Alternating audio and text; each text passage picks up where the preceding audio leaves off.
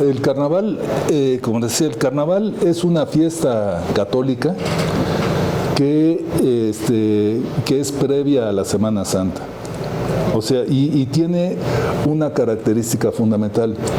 Empieza, es decir, el carnaval termina el miércoles de ceniza.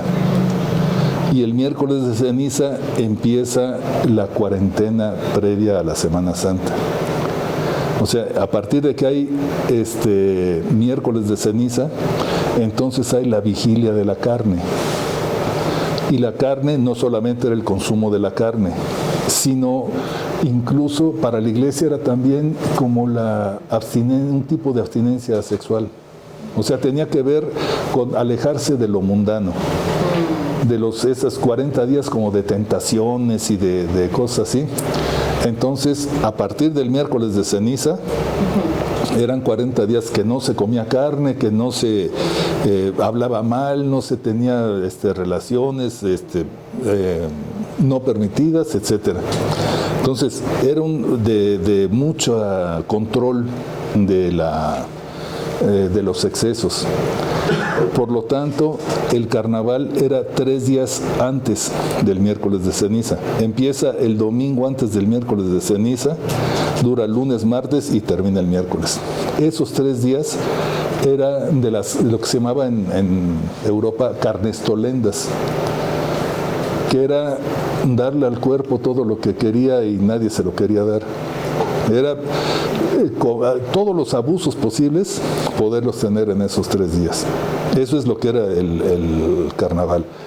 Y porque después de esos 3 días venían 40 días de que no se podía, era lo contrario. Entonces, si ustedes ven los carnavales en los pueblos, por ejemplo, siempre salen disfrazados por las calles a andarse burlando de la gente, a andar golpeando gente. Son muy groseros. Y pues la gente tolera y les da de comer y hacen puras cosas así. O sea, es disfrazarse para poder mover el mundo al revés. Eso es el objetivo del carnaval. Y ese no es el objetivo de las fiestas. Las fiestas no tienen por objetivo,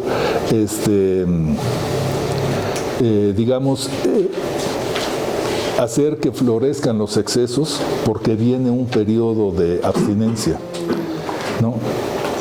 O sea, son 3 días porque hay que celebrar. Antes y después no hay nada extraordinario, sino simplemente hay que celebrar. El carnaval sí, el carnaval hay que hacer todo los excesos que se pueda, porque durante 40 días no se va a poder nada. Y ya después viene la Semana Santa y peor. Y hasta después empezaba ya el mundo otra vez normal. Entonces ese era el ciclo, el carnaval marcaba esa característica. Por eso que no es igual a una fiesta. En inglés no sé si carnival significa a veces también fiesta, pero no. Sí, más o menos es como carnival, sí, pero también es como, a veces hacemos un carnival, es como la feria. Eso. Las ferias también se llaman carnivales.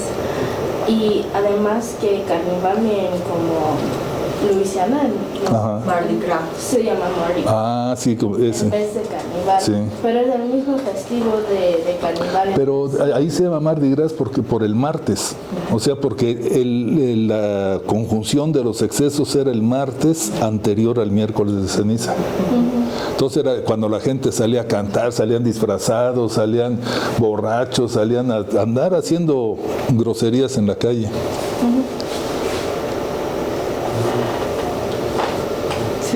Sí. Oye, Benjamín, con esta visión que nos estás planteando, que es bien interesante, uno de los eventos más fuertes que se están dando en Estados Unidos es el 5 de mayo. ¿Cómo podríamos explicarnos con esta visión eso que está sucediendo en los Estados Unidos y en especial en California, como un movimiento contrahegemónico. Pero ¿Qué es eso? es que el 5 de mayo, ¿quién lo promueve? Los gringos. ¿Mande? Los gringos. Pues que no, las empresas. Es algo de capitalismo. Que Eso. tampoco saben, creen que es la independencia de México, cuando Sí. realmente es sobre la invasión francesa. Demasiado. Y que fue como cuando una batalla en Puebla. Sí, Y que casi nadie en México lo celebra, porque como la gente lo... eso. Los mexicanos en los Estados Unidos Ah. No lo celebran. No, es una forma No. del capitalismo, en forma de vender, es como... Y también es como, pues, que pues que yo he visto videos y diferentes cosas que como la gente que trabaja de la migra, los agentes de ICE, están yendo están yendo a los restaurantes mexicanos. Eso.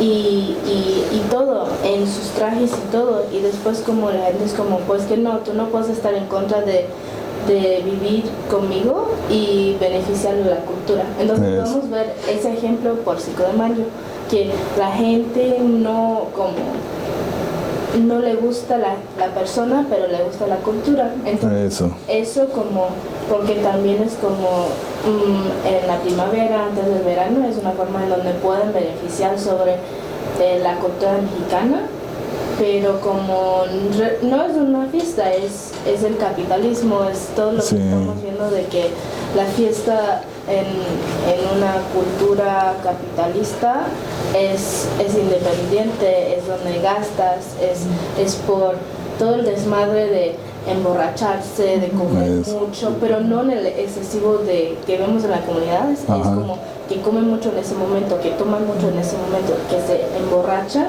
y todo se portan mal y X, pero después es como el otro día, pues que fue cuando estaba borracho, no se tome responsabilidad de todo, y que es una forma no de como para sobrevivir o de cultura, pero para el beneficio del auto, de la individual. Eso. Es importante.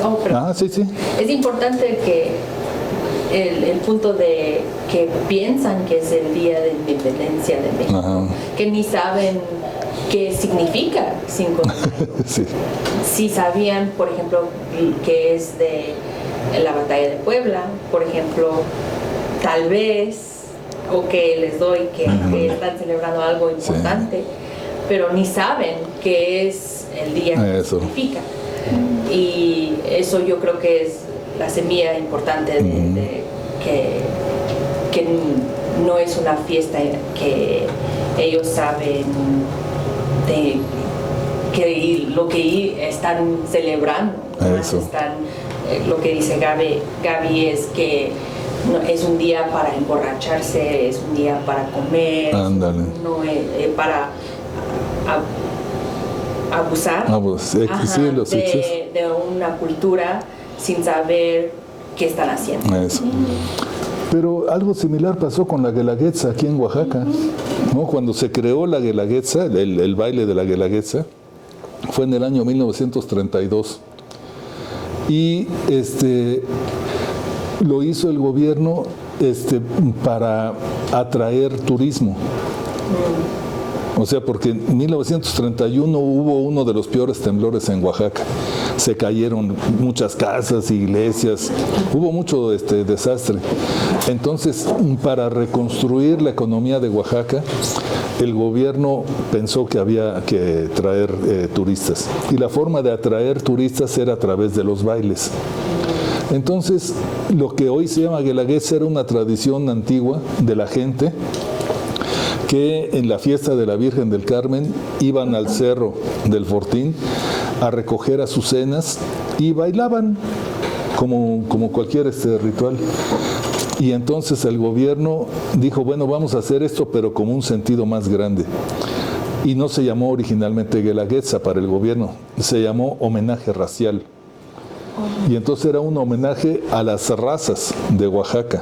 Y entonces ponían bailes de los distintos pueblos Y empezaron a venir, y eso se reforzó mucho la Guelaguetza, gracias a que empezó en el año 32.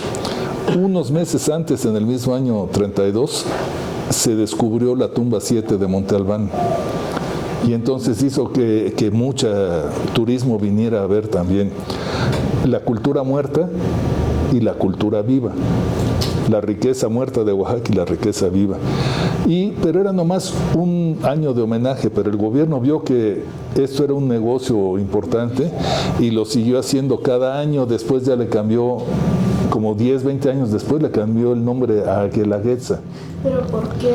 Porque le puso Guelaguetza porque Guelaguetza es dar y recibir. Entonces, como metieron que una característica de los bailes en esta celebración del gobierno es aventar frutas y dulces, o sea, como dar a los visitantes, es como hacer una Guelaguetza de los como en los pueblos, pero sin recibir, nomás dar. O sea, es no entender las cosas. Es también como pensar que el 5 de mayo es el Día de la Independencia. Aquí era como pensar que la Guelaguetza es dar sin esperar recibir. Es no entender lo que era la reciprocidad. El gobierno así lo utilizó y a la gente pues le interesó ver que venían turistas, que conocían sus costumbres y pues que llegaba mucho dinero con el turismo. Y entonces ya, así se quedó. Bueno. En otras palabras, la gentrificación es provocada. Sí, que ese es otro asunto, pero sí, ese es las fiestas se manipulan. O sea, es la domesticación de lo festivo, se le quita, ni siquiera puede tener carácter subversivo. O sea, ¿cómo podría ser subversiva la Guelaguetza de Oaxaca? La fiesta esta que se hace en julio. Bueno, podría tener su carácter subversivo si eso lo organizan las comunidades, si se reúnen, discuten sus problemas, se hace como una asamblea de asistentes. Eso sí funcionaría así. Pero no. Podemos decir también que la gentrificación está pasando de Día de los Muertos también, porque veamos en el Teotitlán del Valle, en Atzompa, que están vendiendo tours de visitar las casas, las ofrendas, tours al panteón para que vean las tumbas de sus familiares. Y pues que yo creo que también Teotitlán del Valle está también a un nivel quizás un poquito más alto, porque también está como con todos los tours aquí en Oaxaca, que vaya a ver el tejido de Teotitlán del Valle. Sí. Después veamos allá en el centro, hay tiendas dedicadas a Teotitlán del Valle. Recientemente había una exposición en Maco de Teotitlán del Valle. Entonces, como no estoy diciendo que es malo, no estoy diciendo porque pues que yo no puedo definir eso, porque yo no soy de Teotitlán del Valle, yo no soy de Oaxaca, pero también lo que me vea como interesante es que hemos discutido que Teotitlán del Valle sí tiene su propio museo comunitario, pero se separó de la Unión y se empezó con una conveniencia con el gobierno, como un acuerdo con el gobierno. Entonces ahora vemos que están capitalizando como de sus trabajos, que puede ser muy bien, pero después, ¿por qué?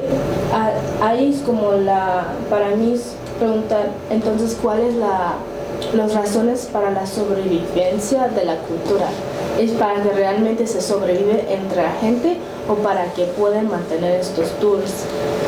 Pues es que eso depende de las generaciones. Yo creo que la historia de los pueblos de Oaxaca hay que verla por generaciones.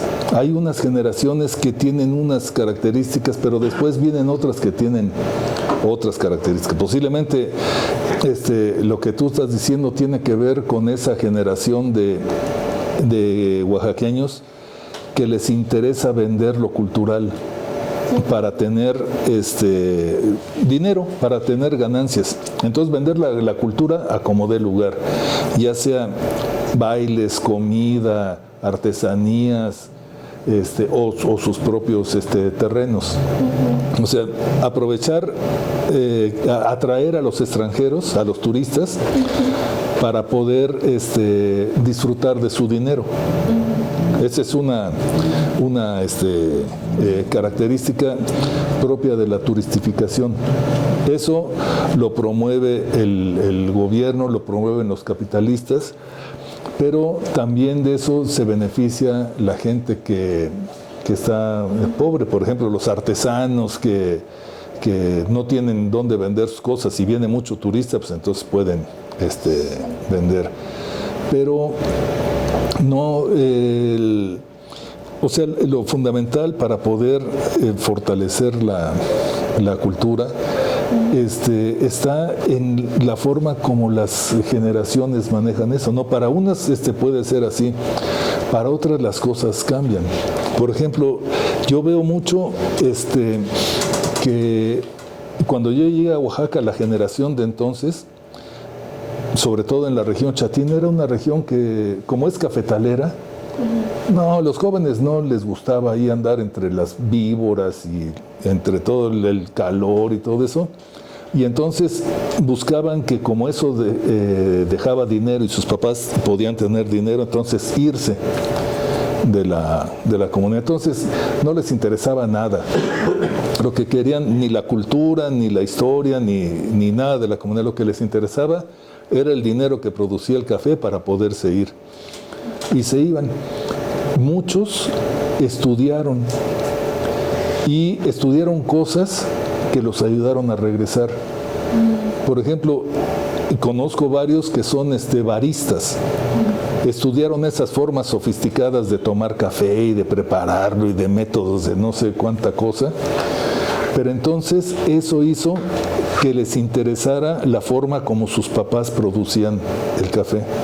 Cuáles eran los métodos tradicionales, cuáles no. Y entonces empezar a recuperar el conocimiento viejo para aplicarlo en formas nuevas.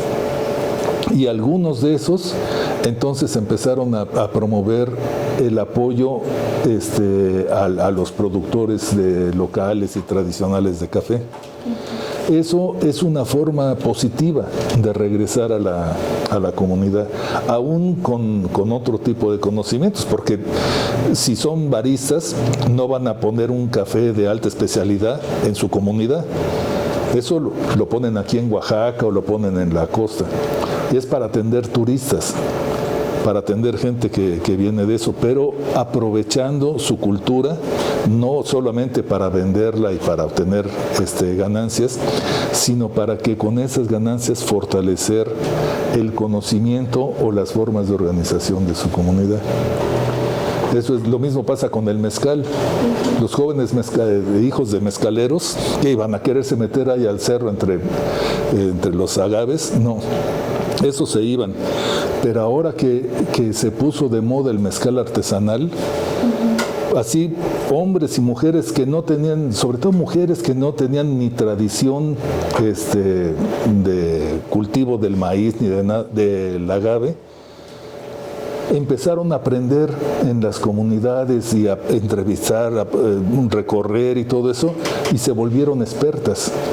Y entonces promueven la producción de un mezcal carísimo, porque eso es lo malo, que ahora ya se volvió muy caro, pero que es de alta especialidad y que sirve para recuperar lo propio culturalmente y también para fortalecer a la gente de la comunidad. Entonces, depende de las generaciones. Otros sí de plano no quieren saber nada y se van. Sí, pero estructuralmente sí hay un problema con el turismo, ¿no? Esto que hemos visto en los museos, ¿no? De cómo el sistema impulsa esta parte de la venta, pues, ¿no? Y creo que las cosas al chocar con ciertos límites es cuando resisten también. Por ejemplo, yo me acuerdo en Santana, cuando empezamos con el museo, agencias de viajes llegaron y dijeron, vamos a hacer, queremos que hagan la danza de la pluma por 10 minutos. O sea, la danza de pluma es una danza que lo van a ver mañana, ¿no? Pero son danzas que duran días, ¿no? Entonces la gente, no, eso no lo podemos hacer. O sea, como que sí querían turistas, ¿no? Cierto nivel. Pero ya venderlo a un costo de desvirtuar lo que era realmente para ellos esa danza y deformarlo, ahí sí ya no. Sí. Pero sí es una lucha, ¿no? Porque hay otros que sí, como estás comentando, Gaby, ¿no? Que están, pues, a veces ciertas presiones y manejo de las decisiones. Entonces se ve que las familias que controlan el comercio son muy poderosas, ¿no? Y determinan mucho de las decisiones. Les interesa, sí. Y si hace uno diferencia con lo que sucede en Estados Unidos con nativoamericanos, ahí se ven cosas muy contrastantes, muy interesantes. Allá no conozco mucho, pero lo que vi es de que ahí no permiten la comercialización de sus tradiciones. No permiten ni siquiera tomar fotos, ni videos, ni nada así. Y son en realidad bailes más feos que los de acá de Oaxaca. Acá en Oaxaca son mucho más vistosos y todo. Allá nomás están brincando y ya se regresan y dicen, no, bueno, pues ni para qué le tomo foto. Pero ellos no lo permiten por una razón religiosa, espiritual. No solamente, o sea, por conocimientos. En cambio aquí está más mercantilizado. La verdad es de que en Oaxaca es más mercantilizado las cosas. Un comentario es que también porque pues que aquí en México sabemos que los españoles no estaban tan interesados del genocidio del indígena, pero más de mejorar la raza. Eso es que escuchamos acá, que es el mestizaje como de tener sexo con las indígenas para que podían tener hijos mestizos y después esos hijos se casaban con criollos, vinieron a México para como mantener y extender y todo. Entonces pues que no había tan como la pérdida de la población indígena como en Estados Unidos. Y lo que pasó en Estados Unidos es que ya vemos que había un genocidio, pero realmente por siglos y siglos, que hasta Andrew Jackson hizo la tierra de las lágrimas, donde para matar y matar como hasta todo, y después están en las reservaciones donde como ni tienen acceso a sus espacios sagrados y todo. Pero también lo que podemos ver es hay una pérdida de cultura, pero en una forma enorme que entonces como por supuesto no quieren que se tomen video ni fotos de las danzas, porque las únicas danzas que sobrevivieron fueron los de rituales. Entonces como aquí como cuando tenemos rituales quizás del zapoteco, entre las comunidades donde están en sus espacios arqueológicos o sagrados, obviamente no van a querer que nosotros tomamos fotos, pero allá es que todo ahora está conectado con el espiritual, o no todo, pero una cosa de forma de mayoría. Y también como, pues que yo puedo hablar mucho de eso, de que hay sistemas tan tremendos en las reservaciones donde para que no haya la sobrevivencia de la cultura ni la gente, que la gente vive en desiertos de comida, que significa que no tienen acceso a sus comidas originarias, ¿no? de nada no tienen acceso a pues que comidas frescas, que todo el proceso, agua, podemos verlo y todo, ni acceso a su medicina tradicional o medicina y todo. Entonces como sí es interesante y podemos ver que pues que quizás no está tan como coloroso como aquí en Oaxaca o de forma así, pero también es porque muchos de esos son sus bailes de pidiendo a la lluvia, pidiendo a la comida, a que las plantas se crecen. Entonces pues que obviamente sí, pero creo que en el contexto estadounidense es una cosa un poquito más triste por la historia del genocidio. Sí. Tiene que ver con lo que decíamos, ¿no? Ahí el Estado sí logró hacer más tristes a los indígenas, aquí no. Aquí por más que los quiso hacer tristes, los que son tristes son más bien los mestizos. Sí. Bueno, gracias, excelente, muy bien, buenas preguntas. Entonces, estamos pensando que podemos comentar estas dos preguntas, revisar cuál es la importancia de la fiesta para las comunidades indígenas, por qué es importante con base en lo que leyeron, lo que nos comparte hoy Benjamín, y cómo está presente la mentalidad indígena en las fiestas, como lo que vimos en la primera sesión, ¿no? De comunalidad, de la mentalidad que se escribió comunal, cómo está presente en las fiestas. Vamos a comentar estas dos